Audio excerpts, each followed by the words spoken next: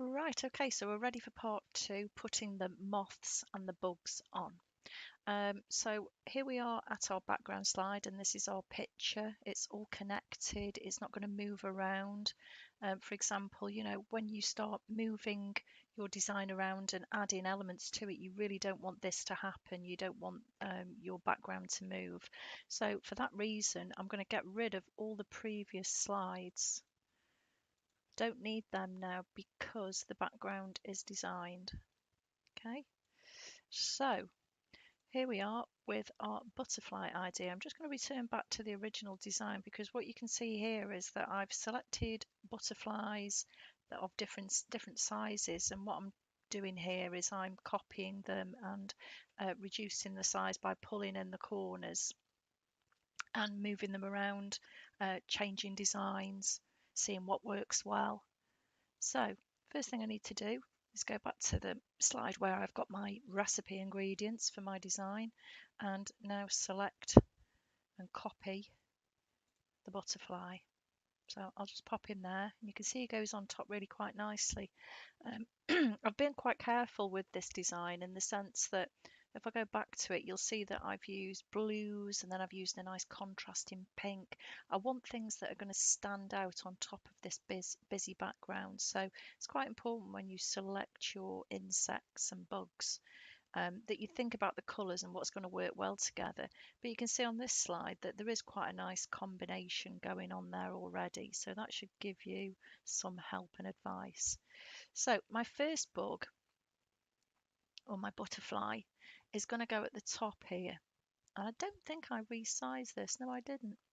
But what I do next is I copy, paste it, and all I'm going to do is just turn him around, grab him by the top there, and turn him and reposition him. So there we go. That looks like it's in the right place. Then you can see on the design that I have two smaller butterflies. So again, go back to the butterfly, copy, paste, and if you take it from the corner, it won't change the scaling.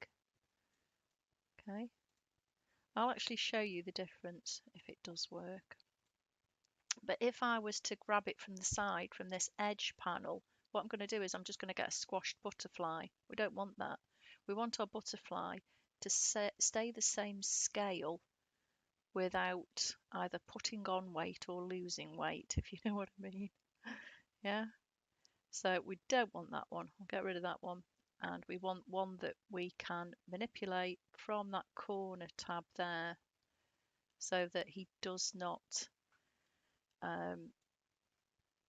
get to be a funny size. What I'm doing now is I'm just figuring out where I'd like him to go. I want a smaller butterfly, and I'd like to kind of connect it a bit like Christopher Marley does, where like a lot of the wings kind of touch at right angles, and he has this symmetry thing going on. So I will copy that. I will paste it so that I've got a second butterfly of the same size. And now I can pull that round and he can go on there. That look about right. That looks okay, doesn't it? Right. Okay, finally, the beetle. Copy, paste. And I don't think that I really made any changes to his size, but if we go back to the first slide, you'll see that he is behind these butterflies. So let's just see how to put him behind. If we right click, we've got these two buttons here. One's called bring to the front and one's called send to the back. If I send him to the back, then I get that. But I've noticed here that I really need that to be sent further back, so I will send my background further to the back so that I can reveal his legs. Okay, so that looks quite nice. Now I'll copy him, paste him, and I can rotate and I can just get him into position at the same level as this one. I'm kind of using the legs as a guide here, and just wondering, does he need to be angled a little bit more? Yes, he does, doesn't he? Yeah, a bit like that.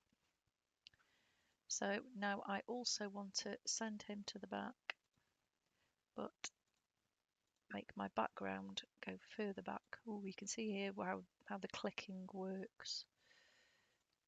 So there we go. I've got him on top. I'll do another one. You'll have noticed as well that the backgrounds in these bugs have been removed. There is a tool in PowerPoint where you can remove backgrounds from images, but that's a little bit too advanced right now, so I will talk about that another time. Let's see if I can get that angle working.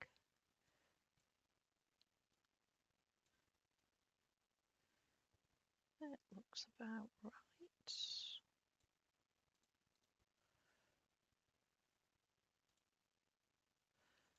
Just going to move the background. Oh, I'm finding it hard to click it now.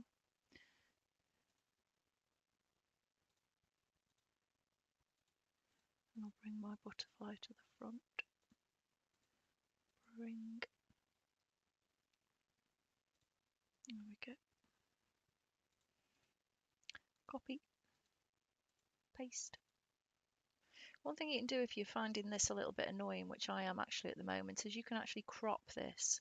So you've got a crop tool here where you can bring that in, and then you haven't got all this expanse which covers up your other layers. See? So now he's a little bit more easier to manipulate and move around because I'm losing my rotate tool. Oh, I need to make him go a bit further, don't I? There we go. Move him in a bit. Kind of make that leg there reflect with that leg.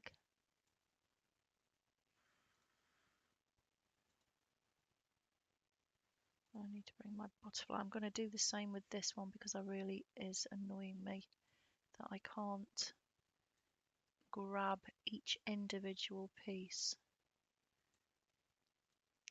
or each individual image to move it. So there we go, that's cropped that a bit better.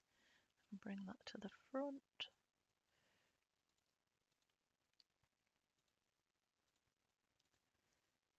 There we go. That looks about right, doesn't it? Okay, so there is my finished piece. Now there's other things that you need to do at this stage too. Oh, little butterfly there needs bringing to the front. And he does too. The final thing that you've got to do is copy the whole thing as a picture, obviously. That needs bringing out, doesn't it? I've just noticed that. That looks better. There we go, because I've got them gaps. Are we all happy with that now? Yes, I think we are. Okay, so this is all elements that are not one picture yet. So we need to select all. Look at that, it selects every single piece. Control C on your keyboard, and then if you create another slide, you can paste it as a picture, and that's your final piece. Now, what I'd want you to do at this stage is to send me the single slide of your finished design. Okay, so in which case you could open another PowerPoint if you wanted to. Just another blank presentation. Change your layout to blank and take your slide and pop it into your blank presentation. So you always put keep source formatting, and there you go. So that would be your final piece that you would send to me. You would need to save it, write your name on. So should we have a student for your name? Save it into your document folder, and then you're able to send it to me with your name on as your completed design. Great. End of show.